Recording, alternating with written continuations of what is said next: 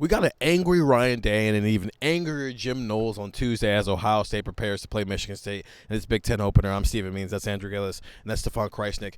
Tyleik Williams listed as day-to-day. Once again, he is expected to practice on Tuesday, but he did not play against Marshall. And it gave us a really good look at the interior of the defensive line outside of just Ty Hamilton. That's Caden McDonald. That's Tywan Malone. That's Hero Canoe, who actually got his first career start. And that's Jason Moore. And it didn't look great. Didn't look great. No defensive player of the game as well. It just didn't look great, and it felt like Ryan Day and Jim Knowles both harped on that a lot. Andrew, is defensive tackle depth not as good as we thought it was? And is it the potential problem child for Ohio State's defense?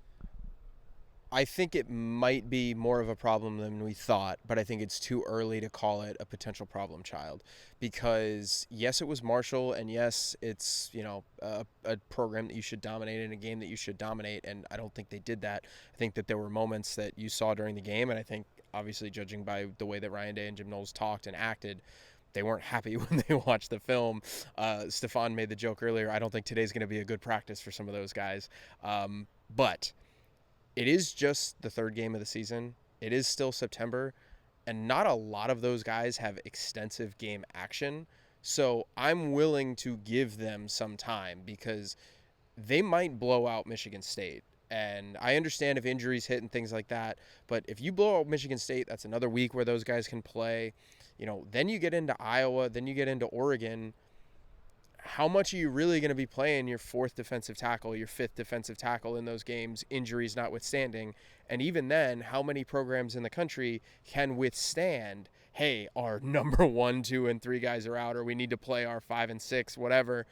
Not many. So I'm willing to give this time. I think the ceiling may be lower than we thought because I think we all kind of looked at Caden McDonald and Jason Moore, and we looked at all of these guys and went, wow, these guys can be really good. I think the ceiling might be slightly lower, but I'm not ready to sound the alarm or anything like that right now because it is early, and a lot of those guys, I think they might just need experience.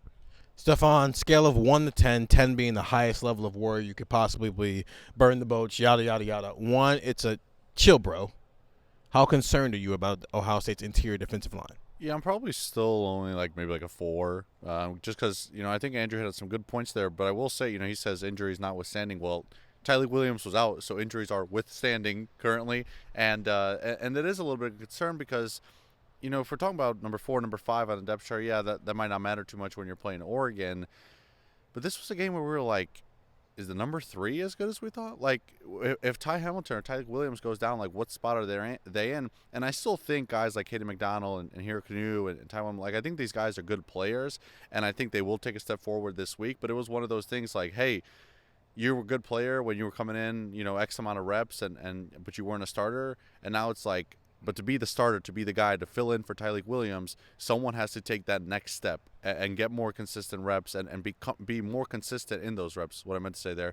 And that was a bit of a wake-up call. So I think this is going to be a tough Tuesday of practice, a tough week of practice for some of those guys to be hey, you are one injury away from needing to be a starter. You're one injury away from having a pivotal role for a team that wants to win a national championship.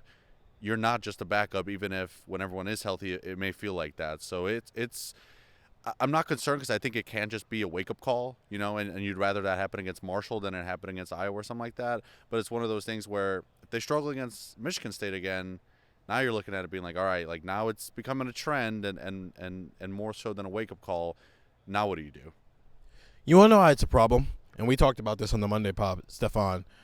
The best team on your schedule, at least from a talent standpoint, kind of favors Marshall offensively and how they go about things. And if Tyleik Williams, who is day-to-day, and there's no extra information of what's going on there, he was at the game, he did not dress. Jim Knowles said he was hopeful that Tyleik would play. That's the best that we got.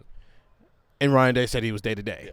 But he was at the game, he didn't dress, he didn't go through warm-ups or anything. There's no brace or anything, so we don't know what's going on in that situation. But injuries withstanding, okay, what if this does turn into a situation where Tyleik Williams is not available against Oregon? But also, this is not a depth chart situation at defensive tackle where it's the ones play every rep possible and the 2s don't play. They play 6. And so right now it feels like they have 2. And it's more like half Because very clearly in the dynamic of Ty Hamilton and Tyleik Williams, Tyleik is the headliner and Ty Hamilton is the Robin in that situation. And that's no disrespect to Ty Hamilton. He's a very, very good player. But Tyleik Williams is their best player, and they were without them. And it seems like Ryan Day and Jim Knowles thought they were going to get more. And they didn't get more. Two things stood out to me. Ryan Day brought up Austin Cerville, to your point, Stefan, and talking about the growth and how it didn't look great in week 1, but it got better gradually to the point that now Austin Cerville, it seems like it's a at least pseudo battle at right guard between him and Tegra Shabola to be the long-term starter, though Tegra Shabola is going to be the starter. So that gives me some hope that maybe this is going to get a little bit better. But also, Jim Knowles got asked, hey, did you think the defensive tackles played well? What did you think of the defensive tackles? And he went bluntly, well, Tywone Malone played well. Tywone Malone showed up. That's not good if you're going Tywone Malone showed up.